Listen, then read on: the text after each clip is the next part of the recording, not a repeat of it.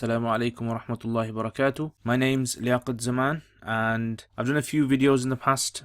You can check my channel as well. I thought maybe I'll do a video on Mukhtasar al Qudoori. And because many people have been asking me about the book Mukhtasar al Qudoori, I thought I'd do a little introduction about Imam Qudoori, who he is, with regards to fiqh itself, where he studied, or who he studied from rather, and his book itself, Mukhtasar al Qudoori. How is it laid out? What's the importance of this book, especially in the Hanafi madhab? So here goes. Right, so Mukhtasar al Qudoori. Now, Mukhtasar actually means abridged, shortened, made easy. So his name is Ahmad bin Muhammad. Ahmad bin Muhammad bin Ahmad. And he goes on and on and on. So we'll just stick there. Ahmad bin Muhammad bin Ahmad. He had a nickname which was, they used to call him by Abu al-Hasan. The Arabs usually have nicknames. Abu al-Hasan. Maybe, he had a child called Hassan, so they called him by that. Wallahu a'lam. Anyway, so Abu al-Hasan. He was also known as Qudoori. Right? So a lot of people, they know him as Imam Qudoori. Now, why was he called Qudoori for? Some people say it's because he was from the area of Qudur, which is a locality in Baghdad. And so he was affiliated to that location, so he was known as Qudoori. Some say no, it was actually to do with pots. So clay pots, his family had an occupation of, making pots. So he was associated to the name of his family occupation, which was Qudur, so Qudoori. Anyway, whichever one it is, he is known as Imam al-Qudoori. He actually studied initially in Baghdad, which is where he's from. But he actually had an interesting teachers that he studied from, because if many of you are not aware, whatever science that you have in Islam, like let's say you have the science of hadith or tafsir or fiqh or aqidah or anything, you actually have a transmission of teachers who you study that from. So like I have studied many different sciences, so the transmission, so let's say I studied from my teacher, who studied from his teacher, who studied from his teacher, who studied from, and it goes all the way back. You can actually trace it all the way back to the author of the book, whatever book you've studied, or you can even trace the science all the way back to Tabi'een, Sahaba, or the Prophet ﷺ himself. Okay, so this is the preserved transmission that we have of passing on knowledge. So anyway, so Imam Qudoori, let's look at his transmission then. So Imam Qudoori, he studied from many scholars. One of them was known as Imam Muhammad bin Yahya al-Jurjani. Now this isn't the same Jurjani that who's the Balagha famous Abdul Qahir Jurjani, not him. This is another Jurjani, Muhammad bin Yahya al-Jurjani. Muhammad bin Yahya al-Jurjani, he actually studied from someone by the name of Al-Jassas. Okay, Abu Bakr al-Jassas, famous scholar in fiqh, in hadith as well, in tafsir as well. So Al-Jassas. And Imam Jassas, he actually studied from Al-Karhi. Okay, his teacher, or one of his teachers famous in fiqh, was Imam Al-Karhi. Imam Karhi, he studied from many teachers, and one of his famous teachers was Al-Burda'i. So he studied from Al-Burda'i, and I'm writing this in Arabic because it's not really important to know or to spell the names, as long as you know Jurjani, and then he studied from Jassas, and then he's from Karhi. I'll write the English down as well. So Jurjani and Jassas and Karhi and Burda'i. And Burda'i, he studied from Musa al-Razi. Who was his teacher in fiqh. And he had many other teachers, but he was very famous. So let's just put down Razi. This isn't the same Razi as the Mufassir, the Tafsir al-Razi. It's a different one. Right, now from here, he actually goes to, let's just put this over here. He actually goes to the famous scholars. So Imam Musa al-Razi, he studied from Imam Muhammad Shaybani, who was the student of Imam Abu Hanifa. He studied from Imam Abu Hanifa for a few years. And he also studied from Abu Yusuf and others. Imam Abu Hanifa. Okay, so they're up to there. And then you have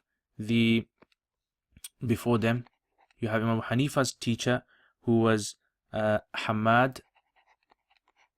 Okay, so you have Hamad, and then you have Ibrahim al-Nakha'i, and then you have, let's move this on, you have Alqama, and then you have Abdullah ibn Mas'ud, Al-Aswad Abdullah ibn Mas'ud. Okay, and then he is the Sahabi who from the Prophet Sallallahu Alaihi Wasallam. So this is actually Imam Qudoori's chain of transmission when it comes to the fiqh itself, fiqh. And you can see that although the Hanafi fiqh itself is attributed to Imam Abu Hanifa rahimahullah, just put AH there, Imam Abu Hanifa himself, it's actually the work of many scholars before Imam Abu Hanifa and after Imam Abu Hanifa. So this is Imam Qudoori's transmission of knowledge. Now Imam Qudoori, one thing you need to know about him was he passed away in the year 428. Okay, 428 he passed away. And his famous works, or what he's known for, is he's known for writing books such as, so you got the Mukhtasar al Qudoori, which is the one that we have. Okay, Mukhtasar al Qudoori, M. Qudoori. So we're going to talk about. He's also another famous book, which might not be famous to many people, known as the Tajreed. Okay, which is actually he's compiled the differences between Imam Shafi'i in fiqh and Imam Abu Hanifa. It's like a contemporary fiqh. It's probably one of the earliest contemporary fiqh books, and concise ones and detailed. And it's a very good book. I mean, you can actually get that book now as well. I think it's in 10 or 13 volumes, depending on which publishers you get it from. So Tajreed you get. You've also got the Taqreeb, and Taqreeb is a book which is solely to do with the differences between Imam Abu Hanifa and his students. So Imam Abu Hanifa, he had many students, and sometimes his students would disagree with him in many opinions. So what he's done, he's actually collected those opinions where the students disagree with Imam Abu Hanifa, and he's recorded them in a book. So this is also another good work of his, and there's many other books. But like I said, Mukhtasar al Qudoori is the one we're going to be looking at. Now, before we actually go into Mukhtasar al Qudoori, there's a little bit of background that I need to explain with regards to these fiqh books, how these fiqh books were developed over the years. Now, in the Hanafi madhab, one of the most important figures or key figures when it comes to recording and documenting the opinions, rulings of Imam Abu Hanifa and his students was Imam Muhammad. If you remember above, we mentioned Imam Muhammad. So Imam Muhammad has written many books. Out of those many books, there's 6 books which are considered to be fundamental books in the Hanafi madhab. Now, I apologize for my uneven drawings. Okay, but the 6 books are considered to be very, very important. Now, these 6 books, they haven't been preserved over the years. You've lost a lot of them because of many things that happened in the past. But the masail, the rulings themselves are actually, which are in the books, are actually preserved over the years, like I'll show you. So some of these books that you can get today as well. So you have Jami' Saghir, Jami', put J, Kabir, Siyar Saghir, you got S again, Siyar Kabir, you've got Ziyadat, and you've got Mabsut.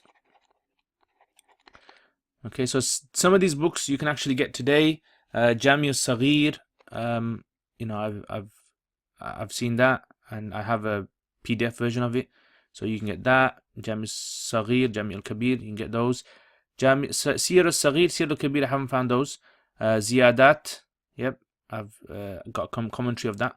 And Mabsut is a book you can get as well. Okay, so what the scholars done over the years was they began to work on these books. So you have actually scholars who have taken these books and they've done works on. Now, you see, one of the things that you have to remember is, you know, these books, these 6 books, some of the people, they actually have, well, a lot of people, a lot of students actually have a problem with going through all of these books. It's very painstaking, it takes a lot of time, and many of the masail are repeated, and so it's very difficult to actually sieve through them. Now, if you are an expert, right, if there's a guy who's an expert and he can go through all of these and he can summarize the 6 books and he can make it all into one book, you know, wouldn't that be really good? So this is what scholars began to do. The era of what we call abridging came about. Okay, so the era of the what we call the Mukhtasars came about. So you have many books that scholars wrote. You had Imam At-Tahawi, who from these books he wrote some books. You have Imam Karhi, like we mentioned earlier, Karhi. You had Imam Hakim Shahid, and this isn't the same Hakim as the Hakim al-Nisaburi, who is the Muhaddith. So this is a different one. And you have Imam al Qudoori. Okay, so in Arabic there. So these are some of the famous figures who were actually responsible for taking these works and summarizing them or explaining them, adding their own commentary to them, footnotes, making it easy for later students to be able to access the information and knowledge that Imam Muhammad had recorded in these books. So anyway, now you see this question comes up about Mukhtasars. Why did scholars write Mukhtasars, abridged books for? What was the reason? There's 3 reasons which I think are very important to remember. 3 reasons. Okay, number 1 is to make the information, I call these the 3 P's. Yeah, so you can copy that if you want. So to make it more precise, so all the information, instead of having repeated statements or repeated pieces of information in those books, everything is more precise and concise. Okay, number 2 is preferred opinions. Now, what tends to happen is that because the books have many opinions, so sometimes there'll be one issue and that issue will have several opinions. Okay, Imam Abu Hanifa has said at the beginning of his life, he said that this issue is like so and so, it's allowed, and sometimes he said it's not allowed, and sometimes he said there's conditions. So which opinion of Imam Abu Hanifa rahimahullah is the preferred opinion? So what these scholars do is, because they have a very high level of expertise in that field, they would actually sieve through these opinions and they would be able to tell their students of which opinion is more closer towards the Quran and Sunnah, the spirit of Islam. Okay, so that's the second. And number 3 is simply, it makes the knowledge more presentable. Okay, so you have, imagine having 6 books, an encyclopedia of information, and then you abridge it all and you make it accessible in just a few volumes in a very nice order, neat order, in chapters of fiqh. So you have the section on, if you want to find all the issues on the section of tahara, on purity, all the issues in the section of salah, all the issues in the section of zakat. It's very nice and accessible, a very nice index for later scholars and students as well. Okay, so these are 3 of the issues. Maybe, if you have any more, you can put it in the comments below. Okay, so that's ikhtisars. Okay, now Imam Qudoori's work, we're going to be looking at Imam Qudoori's work. So Imam Qudoori's work is considered to be very, very valuable. Now what I'm going to show you here is how later scholars came along and they began to base their works mainly or partly on Imam Qudoori's Mukhtasar. Okay, so first of all, let me draw a little timeline, or maybe just to show you what kind of timescale we're looking at. So you have, let's say this is where we are.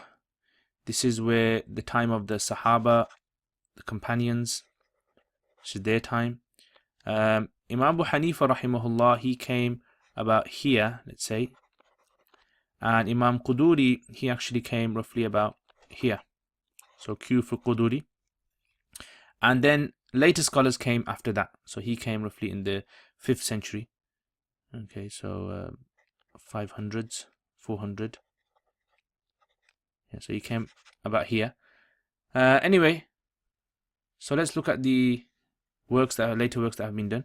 So Imam Qudoori, he had one of the scholars who did work on, or partly based his work on Qudoori, was a scholar by the name of Imam al-Samarqandi, who wrote a book called Tuhfa al-Fuqaha.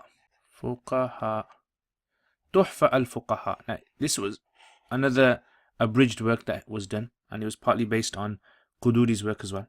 So this is, based on Qudoori. You had another scholar who was known as Imam al-Marghinani, and he wrote a book called Bidaya al-Mubtadi, which is partly based on the Qudoori. It's a combination of Qudoori and Jami al-Saghir. Okay, then you had Majma'u al-Bahrain, which is also partly based on Qudoori. Then you had Kanz al-Daqa'iq. Kanz al-Daqa'iq. Again, sorry for the handwriting. I still haven't got used to writing with this this touchpad. And then you have another book called Tanwir al-Absar. Tanwir al-Absar. Now there's other books as well, but I'm not going to go into those. These are some of the major ones. Tanwir al-Absar, Tamartashi, Kanz al-Daqa'iq, Nasafi. So here you have a list of books which actually, they all have partially or all based upon Mukhtasar al Qudoori. Okay, and these are very famous books that are studied as well, and they have commentaries that are written on these books as well. But you can see how important Qudoori was. Now these later books actually came after. So for example, like you had the Tuhfatul Fuqaha, which was actually written about 100 years after that. Tuhfatul Fuqaha. Bidayatul Hidayah was, Bidayatul Mubtadi was written then as well, roughly. You had Majma'ul Bahrain, which was written a bit after that. You had Kanz al-Daqa'iq, which is written roughly in the same time zone as that. You had Tanwir al-Absar as well. So you had fairly, 100, 200, 300 years, many books were written based upon Mukhtasar al Qudoori. Anyway, so that's a bit about the Qudoori itself. Imam Qudoori, when he actually wrote his book, they say that he went to the Kaaba. This is something amazing about what the scholars of the past used to do as well. They say that he actually went to the Kaaba and he made lots of dua to Allah Ta'ala to accept the book, and he placed the Kaaba on placed the Mukhtasar al Qudoori on the Kaaba itself, the cloth of the Kaaba, and he prayed to Allah that Allah accepts it. And this is because acceptance only comes from Allah. I mean, you can have all the knowledge you want. At the end of the day, it's only through Allah that Allah accepts, people's scholars' works, and that acceptance is that Allah uses that book or the knowledge and spreads it across the world. So it's amazing how so many people have benefited, and we can see the acceptance of this book. So anyway, this was a bit about Imam al-Qudoori, and he died in the year 428 AH Hijrah. So he died at 428. May Allah give him Jannatul Firdaus. Right, so let's get to the Qudoori itself. Now, Mukhtasar al Qudoori is a book which is taught in many of the schools around the world. And it's actually a Hanafi text. This is a copy that I have. I have a few copies. This is one of the copies. This is published by Maktab al-Bushra, which you can get. You can get this version free online. You can buy it as well, quite cheap. It's probably about, I think it's about £5 or £6 you can buy it for. It's very colourful as well. Now, this is a very good copy, very good version. It's got a few mistakes, I would say, going through it. You find a few mistakes here and there, typos. But besides that, very good. Now you see the book is divided into two parts. You have this part here, which is the text. That is actually the text itself. And the writing underneath, the scary writing which many students get scared of, is the footnotes. Now these are footnotes which have been compiled by the publishers and scholars over the years, and they've been added on. So you don't really study the footnotes. Footnotes or everything underneath there and beyond is not really studied. That's something for your own benefit that you can read. Scholars, they write footnotes because what they really want is to be able to explain the text as much as possible. So you can see the text at the top is very short, maybe 1 line, 2 lines. Sometimes I think the most you come across is maybe 10 lines in this book. Anyway, so let's look a bit at this book. Now this book was actually, the Mukhtasar al Qudoori was a book that wasn't really that famous in the early years. In the early years, what was famous, if we go back to this timeline that we had, in the early years, the book that was famous was actually Imam Muhammad's Jami' al-Saghir. So if you remember Jami' al-Saghir, out of all these books, this was actually considered to be the law book, or the main book which was memorized by anyone who wanted to go into becoming a judge. So if you wanted to become a judge, if you wanted to have a post in issuing fatwas, you had to have memorized Jami' al-Saghir. Now you can actually purchase Jami' al-Saghir. It's not very long, but I can say memorizing all of that would have been quite a difficult task itself. So they had to memorize that. Then this was the case until Imam Qudoori came. And when Imam Qudoori came, people began to study and began to memorize al-Qudoori instead of the Jami' al-Saghir. So Jami' al-Saghir is a book which is still referred to. However, Mukhtasar al Qudoori became the main book in the madhab. Anyway, so this is the text. So this is a chapter heading. There's about 360 chapter headings in this book. So you have the kitabs, which are the main chapter headings, and then you have babs, which are sub chapter headings. So you have topics that range from purity all the way up to inheritance. Okay, and then in between you have different types of topics. You have salah, how to pray, all the rulings to do with prayer, rulings to do with zakat, rulings to do with fasting, hajj, even transactions, all of the rulings to do transactions, the major rulings that Imam Qudoori had, and then nikah, other issues that are mentioned in the books of fiqh. Anyway, so that's a bit of a overview of the book. Now the thing that you need to remember about Mukhtasar al Qudoori is it was written in the 5th century, and Imam Qudoori, actually what he does in this book is, number one, he brings the difference of opinion, the major difference of opinion now and again. He doesn't always bring the major difference of opinion between Imam Abu Hanifa and his students, but sometimes he does, like over here in this issue of, are the elbows included in washing of the forearms? Are the elbows included or not? So he says that the Ulama'in al-Thalatha, the 3 scholars, when he says that, he means Imam Abu Hanifa, Imam Abu Yusuf, Imam Muhammad. According to them, they are included, and according to Imam Zufar, they are not included. So he distinguishes between them. He hardly ever mentions outside of the Hanafi madhab. So this isn't a book for contemporary fiqh. This is only for the fiqh itself, the Hanafi fiqh itself. So that's the first thing.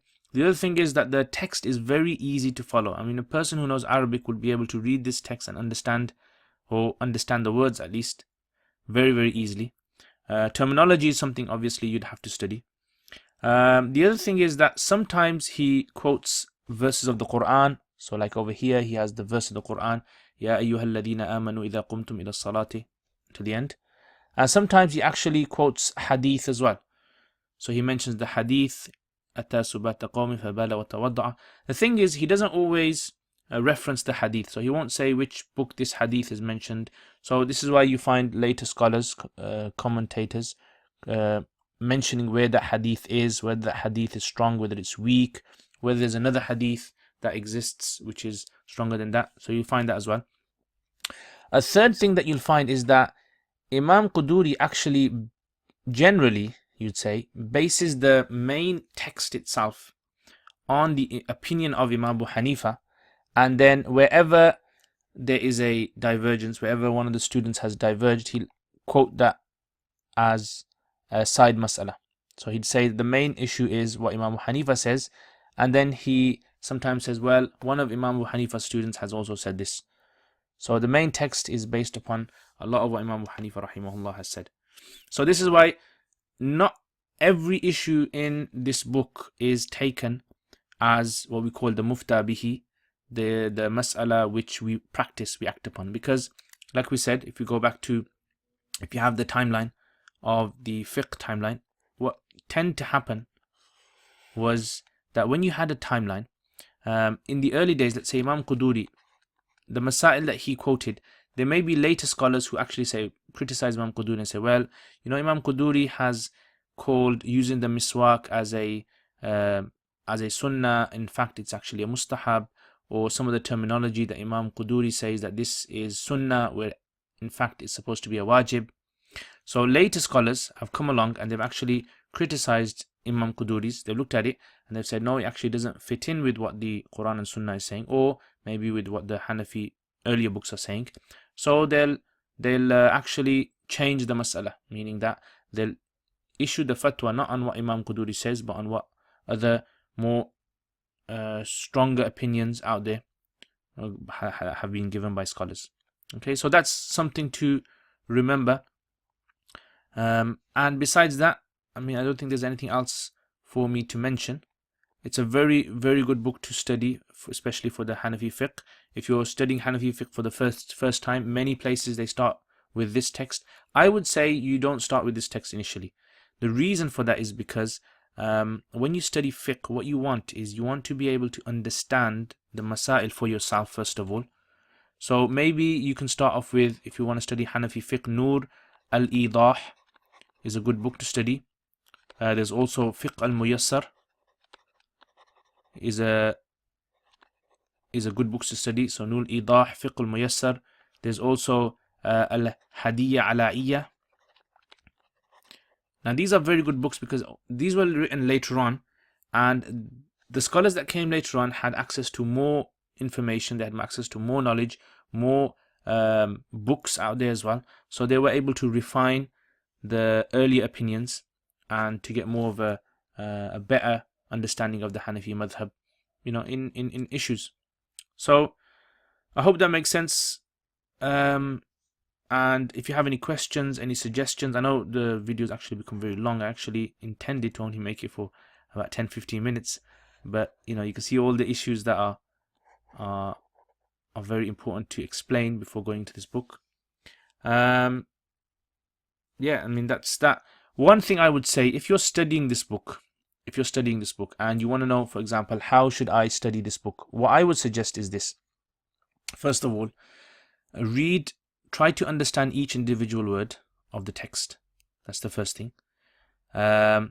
Secondly, break down the text. So, for example, yustahabbu lil mutawaddi, it's mustahab for the person performing wudu, and then break it down. So, okay, so how many things are mustahab for the person doing wudu to do? So you break it down. Okay, 1, 2, 3, 4, 5, 6. Okay, so there's 6 things here that are mustahab for the mutawaddi according to Imam Qudoori. So you break it down like that. And this way what will happen is you'll not only improve in your understanding of fiqh, but also you'll start to memorize easier as well. Right, I hope that's all. Jazakumullah khair. If you have any comments, suggestions, please put them in the comments below. And please subscribe to the channel. Assalamu alaikum wa rahmatullahi wa barakatuh.